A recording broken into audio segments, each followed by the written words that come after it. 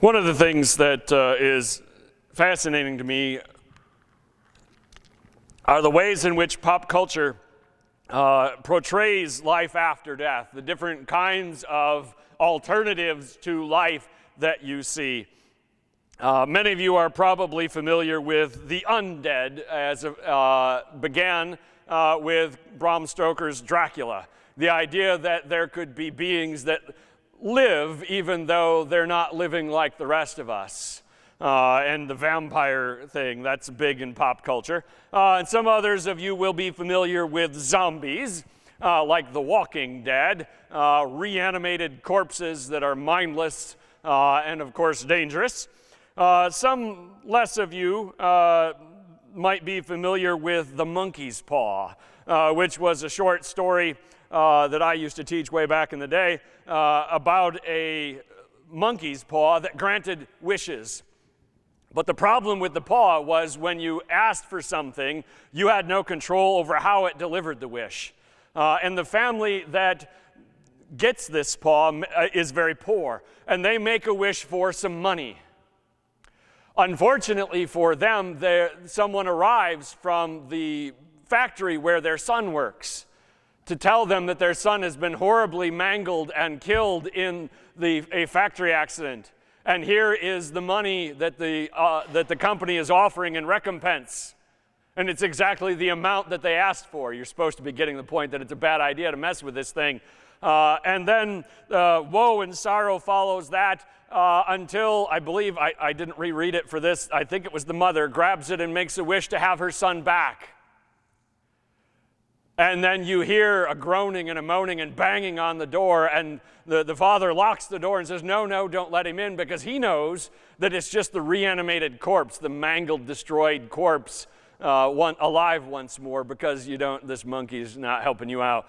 And so we've got a lot of dark and disturbing, primarily, views of life after death in pop culture, ways in which life could continue. As we look at the Apostle Paul's writing in 1 Corinthians chapter 15, we're now at verse 35, Paul says this, "But someone will ask, how are the dead raised? With what kind of body will they come?" He's just spent a lot of time talking about the reality of life after death, the necessity of that belief as a Christian in the resurrection of Jesus and in the future resurrection that we will attain if we are in Him. And once we accept that, the question, of course, becomes, well, what is that life like? You see, one of Christianity's great strengths, one of the great comforts that we have in dark times and in difficult days, whether it's as a society or just in our own lives, is our belief that we know what the future holds, that we know who holds the future, as the song says, and we know He holds our hand. We know what's going to happen. So we probably should make sure we do know what's going to happen. Paul says, let me get into that a little bit. What does the future hold? How different, and this is the real heart of the question, how different will that life that we have been promised in the future be from the life that we live right now? Well, the first thing we need to do in order to consider that is to consider what is our life right now? What is the life that we have? And that will help us consider what might change. And Paul's going to explain those changes coming up. The first thing that our life is right now is limited. It's time-based and it's mortal. We have so many days, right? From birth to death, we have a certain number of days. It's a finite number. And it counts down every day. We don't know how many, but we know that it's limited. The second thing that we know about our existence right now is that it is limited in space, not just time. We have physical bodies that occupy a certain space. They can't occupy more than one space. They can't teleport from here to somewhere else. I'm sorry, Star Trek, not yet anyway. We're limited in space and in the bodies that we inhabit. A third thing about those bodies that we know are their fallen, corrupted nature, our sin nature. The fact that our thinking and our attitudes and our desires are corrupted with lust and selfishness and greed and hatred and all sorts of things. And then fourthly, we know that this life that we live in this mortal, physical, fallen flesh is frail. It's deteriorating. It's breaking down. That's inevitable as well. Yesterday I had a reminder of at least numbers 2 and 4 of the physical lives that we live in here in space and the frailty of that. I was out on a run at Oil Creek State Park with my running partner, spaced apart of course. Jonathan and I were running about 8 miles into our 13-mile loop in Oil Creek State Park. And my stomach was starting to cramp up because I have an issue with stomach cramps and it's all sorts of fun. And I knew that was going to be a problem the last 4 or 5 miles of the run. And lo and behold, there was a rock sticking up about this far out of the ground with a little jagged edge, and it caught the toe of my right foot, and I went down. Not one of those times, most of the time when you catch your foot on a root or a rock, you do one of those things where your arms flail and you take 3 or 4 weird steps and go, whoa, that was close. Not this one. This one was down. Smashed my hand, smashed my other hand, my elbow, my hip, went down hard. Jonathan said when he heard it from in front of me, his first thought was, how far is it to the car so I can call 911? That's always encouraging. I'm glad I fell gracefully, at least the sound of it. But it felt hard. I went down hard. It was a reminder that we occupy physical space and these bodies we have issues. Of course, number one, the mortality of our lives was sort of brought home to me last Thursday when I ran with Evan. Because Evan's a high school freshman. And as all high school freshmen do, he believes that the first thing you need to do when you start running is go as fast as you can. That's not the way it works when you're, and I'll put this without putting the number on it, a couple decades older than Evan. I need a mile or two to loosen up. He thinks that's the wrong way to look at it, which I did when I was 16, 17, 18, back when you could run every day and nothing hurt. It was great. So we know this. This is what our bodies are. This is what our existence, our life is right now. And pop culture does have this some variations that are not so bad. We talked about the vampires and the zombies and that disturbing version, but there's a better version. The classic example, of course, would be Tolkien's elves. The elves in Tolkien's mythology, in the Silmarillion and the Lord of the Rings, are immortal. They live forever, but they can be killed. So they're not indestructible, they're just immortal. They don't get sick, they don't die from disease, but they can be killed in war or an accident or something. And they're not free necessarily of sin nature, although it's very modified. They're mostly good most of the time, most of them kind of thing. So we have some other variations, but what is the Apostle Paul going to share with us? We know what we are. What do we hope to be? Well, he starts by saying this: how foolish, what you sow doesn't come to life unless it dies. When you sow, you don't plant the body. You do not plant the body that will be, but just a seed, perhaps of wheat or of something else. But God gives it a body as he has determined, and to each kind of seed he gives its own body. You might be wondering, okay, Paul, you lost me there. We were talking about how we're going to die and what's going to happen after that, and now you're talking about seeds and plants. There's an analogy going on here, obviously, and the analogy is that our resurrected bodies are going to be connected to what we have now. Right, the acorn and the oak tree are connected.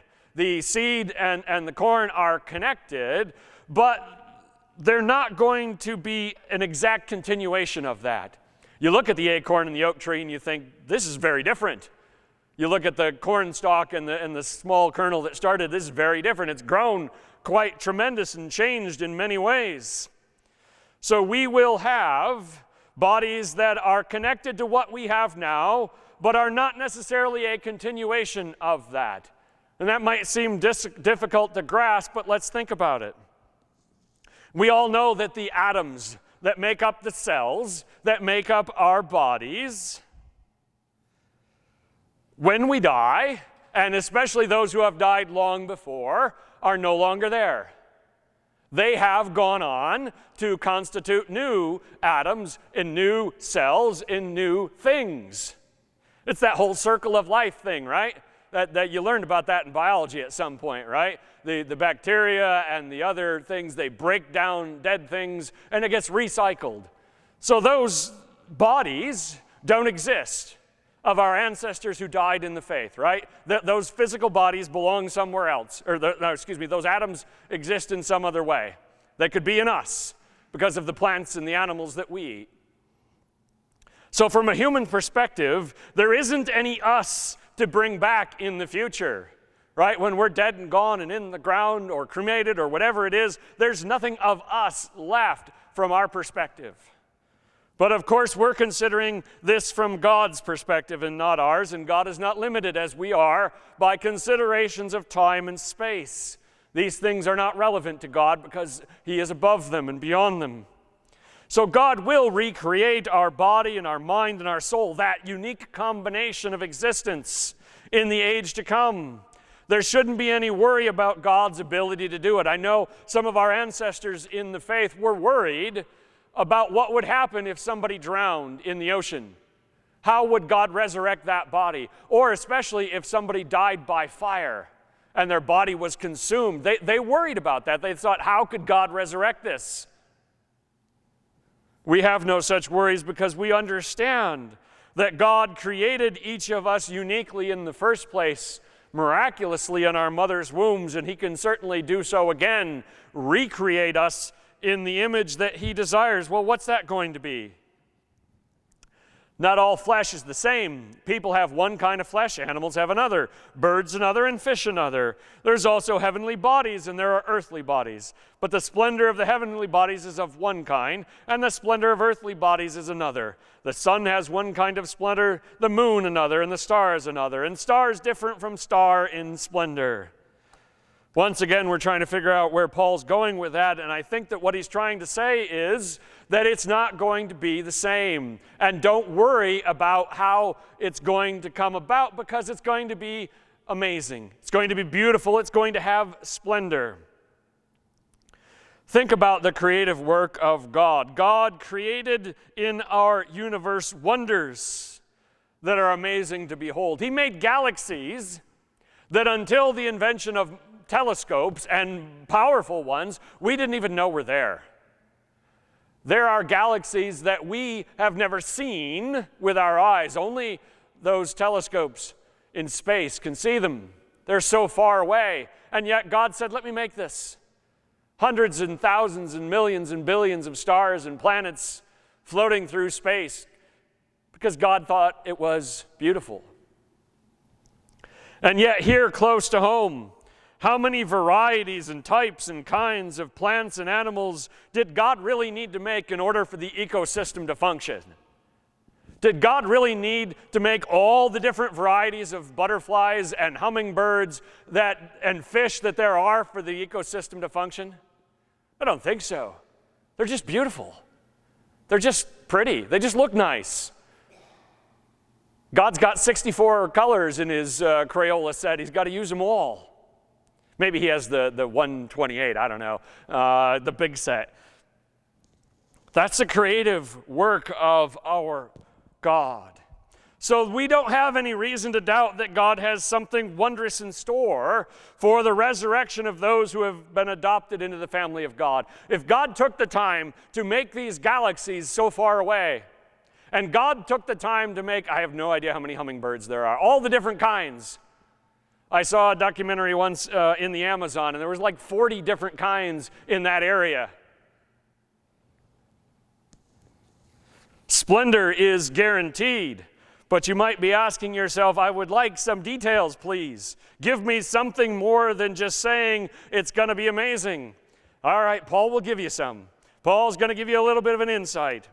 So it will be with the resurrection of the dead. The body that is sown is perishable. It is raised imperishable. It is sown in dishonor. It is raised in glory. It is sown in weakness. It is raised in power. It is sown a natural body. It is raised a spiritual body.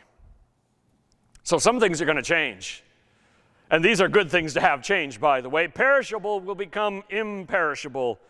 We certainly do not, contrary to the science fiction and horror stories, want immortality in this world as we are now. You might think you do, but you don't. Too many aches and pains, too many shortcomings, too many flaws, too many sorrows. You would not want this life to continue infinitely. You would eventually take your own life out of despair and wanting it to end. But what will it be replaced with, this perishable life? It will be replaced with a physical form that doesn't break down. When I was thinking about this, I thought of the idea of the new car smell. You get a new car, right? And it's got that smell. It's got that feel. You can't quite get that. You buy a used car, it's just not the same. Imagine having a body that's got the new car smell permanently. It doesn't start to break down. You don't get the bad knee and the bum hip. You don't get the receding hairline and the beer gut or any of that stuff. You just continue in a physical form that feels more like you were when you were 20. Some say that it's downhill before that, but let's say 20. I know Clara thinks that 6, she told me she didn't want to turn 6 because she didn't want to be old. She was afraid that it was starting to fall downhill at 6. Now that she's 5, she was looking ahead and saying, that's a tough number. And I remember when I was teaching alternative ed, and I was in my 20s then, and my students looked at me like, man, how are you still alive? So old and disconnected from our lives, because I was like 10 years older than them. Sigh.